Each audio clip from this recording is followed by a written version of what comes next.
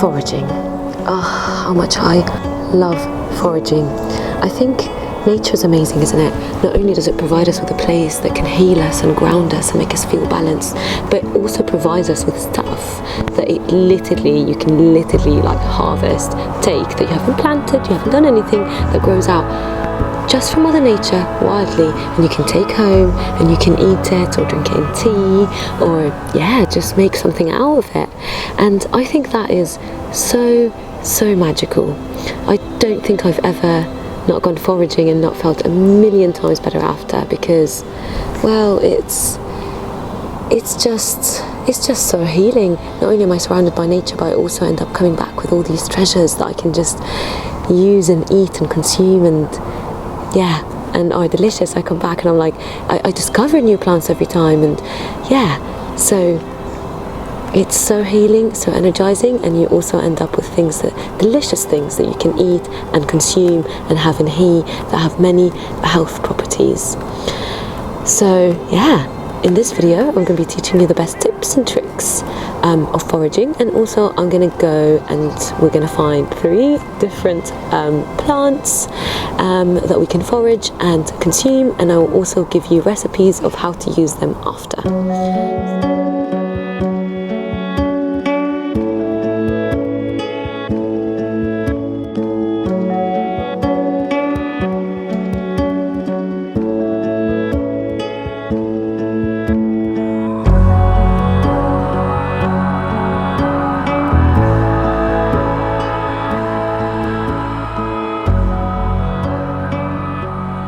So yeah, my first tip is to never overtake.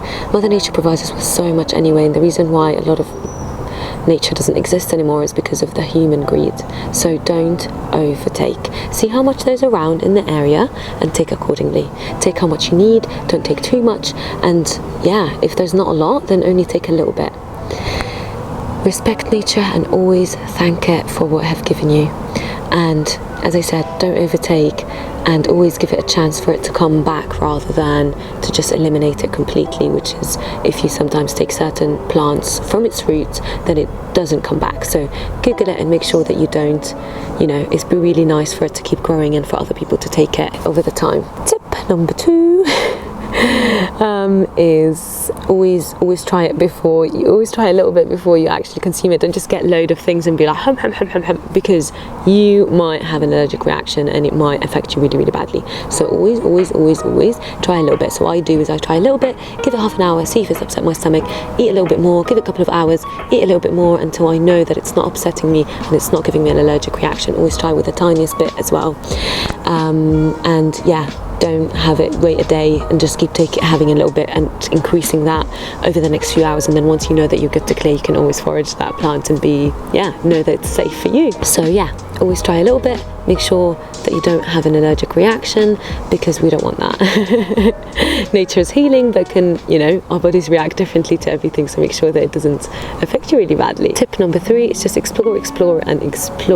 Keep looking for new things and keep trying new things, and the best way to do that and to not have poisonous plants and end up having poisonous plants and discover new plants is by using this app called Picture This. Tip number 3 is to always to double check that this is the right plant.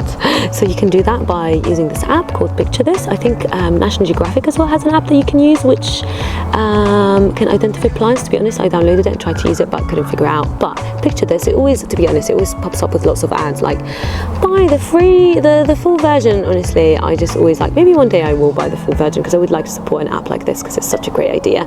But I always just press cancel and then I take a picture and it tells you exactly what the plant is, and it's amazing. And then I Google it just to make sure that it is, and I try to go look at all the details. I'm like, yeah, that's the one. And a lot of the times when you Google it, it can tell you, where you find it, what smell it is, so you can definitely, make sure that this is the right plant for the right plant that you are reading about. So yeah, use Picture This and explore, and any plant you find, the amount of times I find a plant, I'm like, oh my god, this looks really nice, I wonder if it's edible, and then I take a picture and it's poisonous. I'm like, oh god, thank god I didn't eat that. So yeah, always try, take a picture, see what it is, double check and make sure that it's the right plant that you want, and keep exploring, because that's what I love doing. I just go and you know, sometimes a whole day adventure and just find plants, identify them, learn about them, take them home, and then of course dry them so I don't die or get an allergic reaction, and then either dry them or use them in salads. And the 3 plants that we're going to be using this time, they really doesn't require much preparation. All you need to do is what we're going to use them either in a salad or in a tea, so really all you need to do is wash them and whack them in a salad, or leave them to dry and then putting it in a jar and then having it for tea whenever you want to. And I'll show you how to do both in this video. So the 3 plants that we're going to be discussing in this video are the following. We've got borage, and borage has so many health benefits, it's insane, and you find it everywhere in spring and summer. It's really easy to identify as well. The other one is Robert Geranium, and Robert Geranium is also really easy to find. And yeah, I just found it, to be honest, just earlier in the forest here. It's right behind me, as you can see. I identified it on my app and I was like, oh my god, yes, I've read about this before. And sometimes just having like a little foraging book with like little sketches and all the tips and stuff can help. And I'll show you pictures of my foraging book, so you can get inspired if you want, or you can just take pictures of it and use it for your own adventures. And the last one is called Mallow. It's really beautiful and you find it everywhere. I hope I'm saying it right, to be honest. Sometimes I just read about things and I have no idea how to say them, like Borage. I thought for ages it's called Borage. It's actually called Borage, so someone fix my English if I am saying things wrong, because I always love to learn how you say things the proper way. So yeah, Mallow is really beautiful. It's like such a beautiful flower and it's filled with so many health benefits. Back in the day they used to use it for everything really. So yeah, these are the 3 plants we're going to do, and hope that you follow the tips I gave you. If you have any questions, then let me know, and happy foraging. So Robert Geranium has so many health benefits. It lowers blood sugar and it helps with diabetes, and it also really helps with upset stomach. So if you've got an upset stomach and you've got some in a jar somewhere, or you've seen some and you're like, oh my god, then just brew some tea and it will really help with your upset stomach. It's also full of vitamins and minerals. It really does boost the immunity system and it really helps with so many benefits, and it's also really lovely. So if you've got an upset stomach or you struggle with diabetes or high blood pressure, then this is the plant for you, and it's really easy to find. As I said, you find it in woodlands. As you can see, we're in woodlands here, so anywhere shaded relatively and woodlands. As I said, wait, what did I say? And as I said, if you're ever in doubt, always use the app, picture this. Yeah, and as I said, be respectful of nature and the area around you, and don't overtake. See how much there's around you, and yeah, take as much as you need, but also not too much that there's not enough left where you are. Respect nature, thank her for everything that it gives you, because it provides us with limitless gifts every day, whether it's just being out and about and, you know, sitting in nature is so healing, but also it provides you with literal healing things that you can eat and consume. And I think the whole foraging experience, I find, is so healing. And yeah, I never leave the house to go foraging and don't feel a million times better after, and then I come back with so many little treasures that it's kind of like a little treasure hunt, and I discover new plants and I add new plants, and then I come back and then I, you know, have all these treasures. Some I dry, some I add in my salad, and I have so many little jars with all the little herbs that I have, and like they're labelled, and I have a dream to have so many shelves with all the jars, so it can be more organised, because I don't think it's that organised at the moment. Robert Geranium, or herb Robert as some people call it, has quite a strong distinctive smell. Unpleasant to some, but it acts as an insect deterrent, making it a really good companion plant in the garden for vegetables and flowers. Plants seem to grow really well next to it as well. Try rubbing the fresh leaves on your skin to deter mosquitoes, or put them in your pet's bed to deter fleas. Herb Robert is really rich in vitamin B and C, in calcium, potassium, magnesium, iron and phosphorus. It's a natural source of geranium, which, as well as being an oxygen carrier and a catalyst, also stimulates electrical impulses at a circular level, which benefits the entire body. According to Isabel Shepherd, a well-known Australian herbalist, she says that this humble herb has resulted in numerous amazing healings from such illnesses as cancer, chronic fatigue, diabetes, mouth ulcers, bleeding gums, and pain relief for those with rheumatism and arthritis. Even animals have been cured of cancer when fed with the herb Robert in their food. Dr. Otto Warburg twice the Nobel Prize winner, said in 1966 that the prime cause of cancer is lack of oxygenation of the cells. He discovered that cancer cells could not exist in the presence of abundant oxygen. Because oxygen plays such an important role in cell health and immune function, using herb Robert regularly is something very practical we can do for our general well-being. In addition, it is an energy giver, immune builder, which acts as a free radical scavenger with antibiotic, antiviral, antioxidant properties. Consult your doctor before using it, of course, if you're on blood thinning medication. Another thing that this reminded me of is that one of the things when I got COVID, I have COVID right now. I'm editing this while I have COVID. It's been really hard, which is why it took so long to actually release the video. But yeah, so I've got COVID, and one of the main things that I've been warned about is to keep the oxygen flowing in my blood, which is one of the main causes of death of COVID. So herb Robert is amazing for COVID. Actually, all the 3 herbs that I'll be sharing with you are amazing for COVID. The other 2 are good for coughs and in the lungs, but this one is not only good for that, but also good as an immunity booster, but also in helping increasing the oxygen in the blood, which is one of the main things that if anyone have got COVID is warned about. Herb Robert is actually really a therapeutic plant with all those health-giving properties. So how do we use it? You can either dry it to make it in tea, or you could just use the leaves and the stems and the flowers in smoothies, soups, or tea made by pouring boiling water over a teaspoon of fresh leaves or a pinch of dried leaves would be therapeutic and preventative. So I usually just put the herbs away to dry. I either just wrap it up with a string and then hang it somewhere, or I just put it on my heater, which usually is really good, especially in the winter, because you don't have the sun to dry as much. I'm also going to teach you a little recipe about how to use this herb to do a little bath for the foot. So it's called a foot infusion, and a foot infusion is set to remove toxins, heavy metals, and prevent radiant damage. To make a foot infusion, put a handful of chopped herb Robert or Robert Geranium in a bowl and pour a litre of boiling water over it, stirring it well. Add enough cold water to make it comfortable and soak your feet for 15 blissful minutes. Enjoy! Borage, also known as the starflower or the bee plant. And borage is so healthy, and also, so as like all the other ones, you can eat both the leaves and the flower, and you can either eat it, put it in a salad, wash it real well, or you can put it in tea. I usually like to do both. I usually put a little bit in my salad now, and then I dry the rest, and then I put it in a jar that I can come back to when I want. Borage has so many health benefits. It helps with detoxification. It really helps with getting all the bad stuff out of our body. It has a soothing and a toning effect on the central nervous system. So if you're feeling really rough and you're feeling really on edge, then brew yourself a cup of tea and it will soothe you like magic. It also improves the health of the gut, which, as we always said, is really good, because a healthy gut means a healthy body. So yeah, and it's also really good for coughs and a chesty cough especially, and it also helps in stopping the lungs from being inflamed. Again, this is for you COVID people.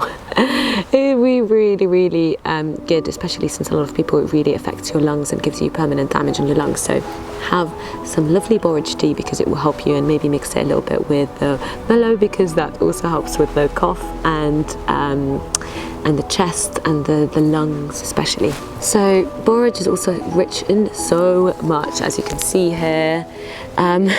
I don't know if you can see, but it's rich in literally so much: vitamin A, vitamin C, iron, calcium, potassium, magnesium, copper, zinc, magnesium, and vitamin B3.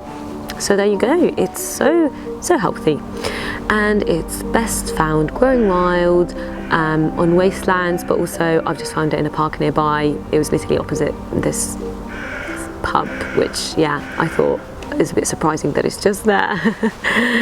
But also borage is used to comfort the heart, drive away the sorrow, and increase the joy of the mind. Use it to make wine, syrup, or for salad. It makes you merry and drives away sadness and dullness and melancholy.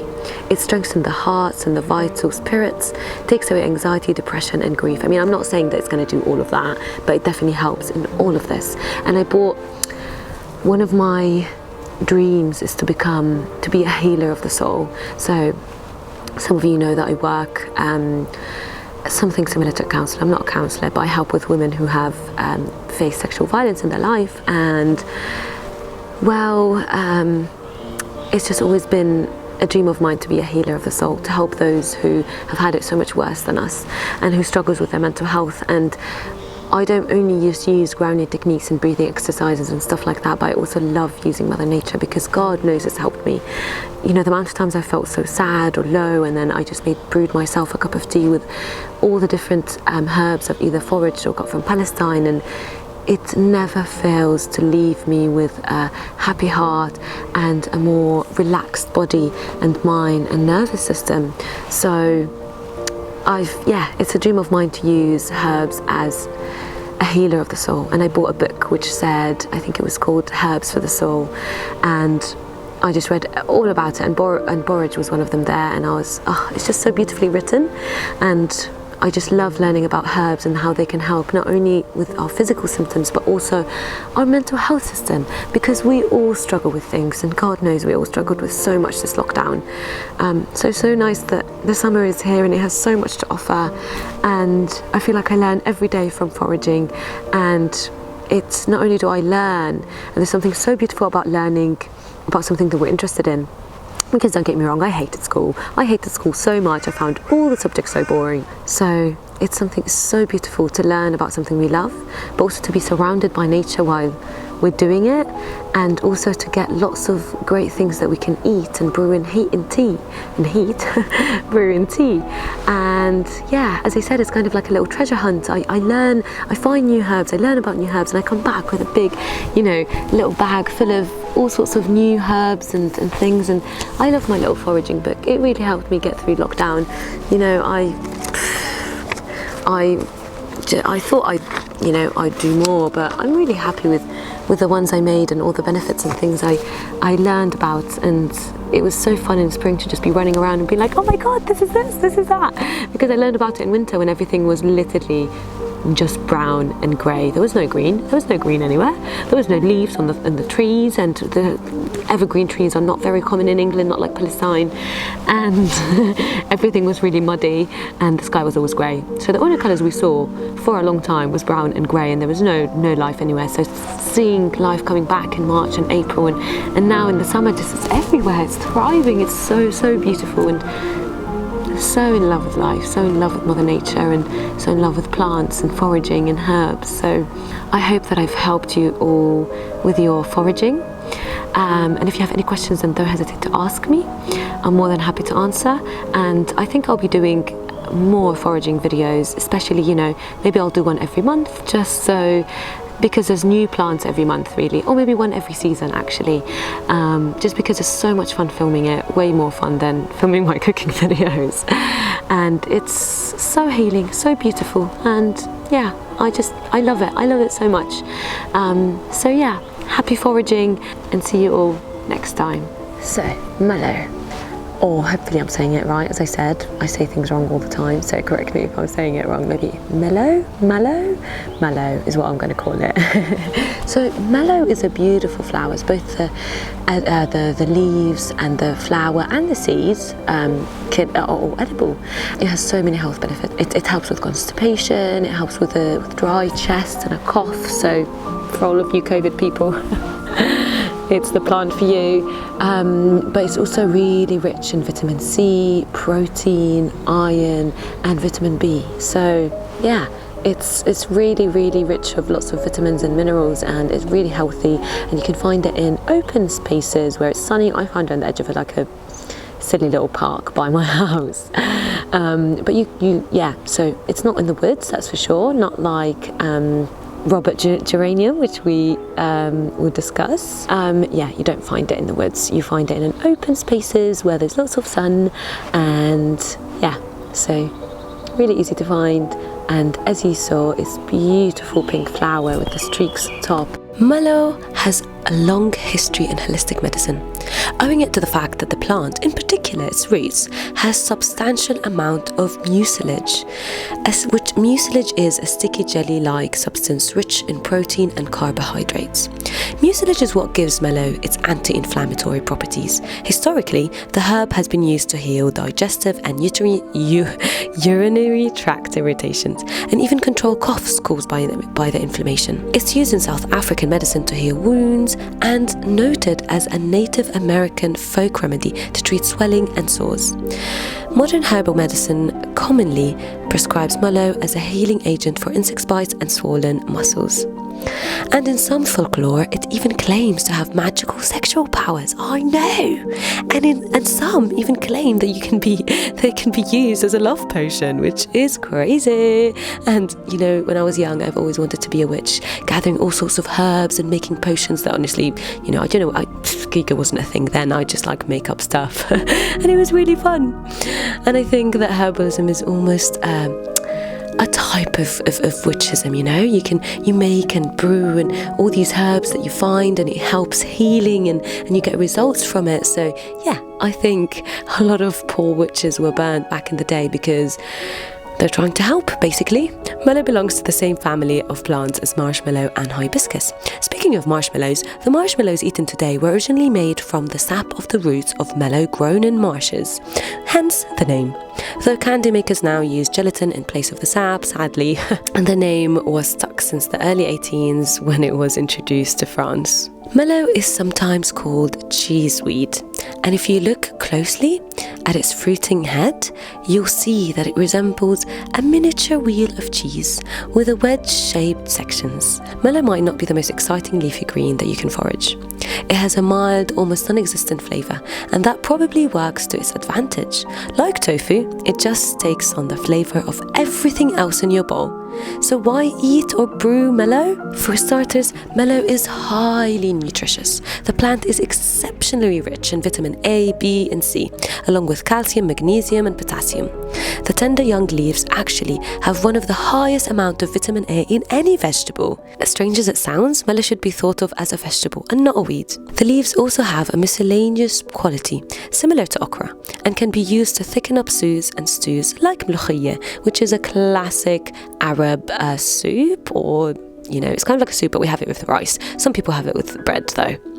Mallow can be sautéed like most other greens, with oil, onion and garlic, and maybe a splash of vinegar too. You can fry the leaves in oil to make mallow crisps, or even try baking them in the oven the way that you would make crispy kale chips. When using the leaves raw, I like to mix mallow into a bed of other salad greens to contour that, you know, that slight viscous texture. You can't really tell once it's dressed and tossed with your favourite salad dressings. Or you might even like it as it is in its raw, natural taste. You give it a go and see what you like and try it. But mallow is so rich with so much, so I couldn't recommend you guys foraging it more. And honestly, I find it everywhere. Once you see it, you won't be able to unsee it. And that is everything. Thank you so much, guys, for watching this video. If you have any questions, then please let me know in the comment section down below. And we're all done. Now, all you need to do is either dry your herbs for tea or toss them in a salad and eat them right away. And as we say in Arabic, صحتين وعافية. Don't forget to tag me or send me a picture if you do attempt to make this or any of my other recipes. And don't forget to subscribe if you haven't, because I will be posting new delicious vegan Middle Eastern recipes every other Wednesday, so make sure you stay tuned. And if you like this video and you want me to do more foraging videos in the future, then let me know. And happy foraging!